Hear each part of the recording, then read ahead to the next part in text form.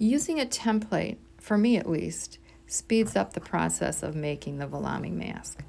Instead of printing 5 pages of the pattern, laying them out on the fabric, pinning, and then hand cutting them, I find it easier to print one pattern piece, glue stick it to chipboard or cereal box or quilting plastic template, whatever you have that's nice and rigid. And then I will trace around that template multiple times. It does get ratty after a little while. I'm using the Crayola Ultra Clean washable markers, which just fit in those 1/8 inch holes that I made with a hole punch from Fiskars.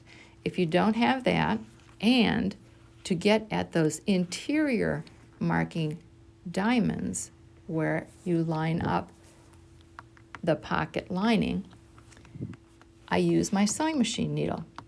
I will take the template, lower the needle into the diamond, making sure the machine is off, and then I will lift the needle up, the cardboard goes with it, and from underneath I push the cardboard all the way up the needle shank till it doesn't go any farther, and that gives me about a 1/8 inch hole.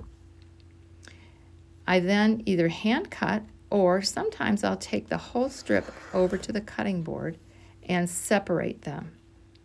The pieces need to come apart, and I find it a little bit faster to do it with a rotary cutter. I would never rotary cut the curves, but I do rotary cut the straight sides. I'm fortunate that years ago I learned how to cut with both hands, so you'll see me using a left-handed cut, and then I just flip over and use my right hand. I don't expect you to learn how to do that, but if you ever wanted to try, here's one other place that it comes in really handy. Then I'm going to sew, and you'll notice that I'm starting right at the top, and I'm dead stitching. The first inch is like wasted, but for me it's less time than cutting things now and only sewing what I need to sew. The back stitching will hold everything in place while you're jamming the filtration media in there. And if I were working on all 5 masks at a time, which is what I usually do, I would probably sew the right-hand side all the way through all 5 of them, just like I'm doing here, without the leader ender. But since I'm only showing you one, that's when I use the leader ender.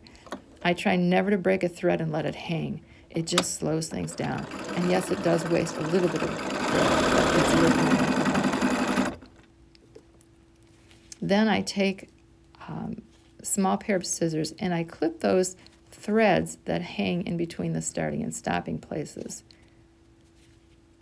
I want to get those out of there. And then I'll take a larger pair of scissors and cut on the line. Now, since I've rotary cut the 2 straight sides, I only have the 2 curvy sides to cut. So that saves me a little bit of time.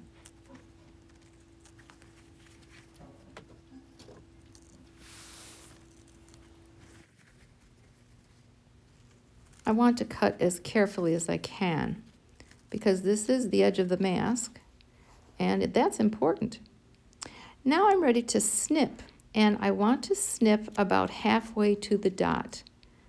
Anything more and it might show in the finished product. But snipping lets me see from either side where I'm supposed to line up for the box pleats on the top and bottom and for the side pleats. I can see on the edge too, and that's really helpful. This is probably the slickest trick I know for sewing pleats like this. Thank you, Valley.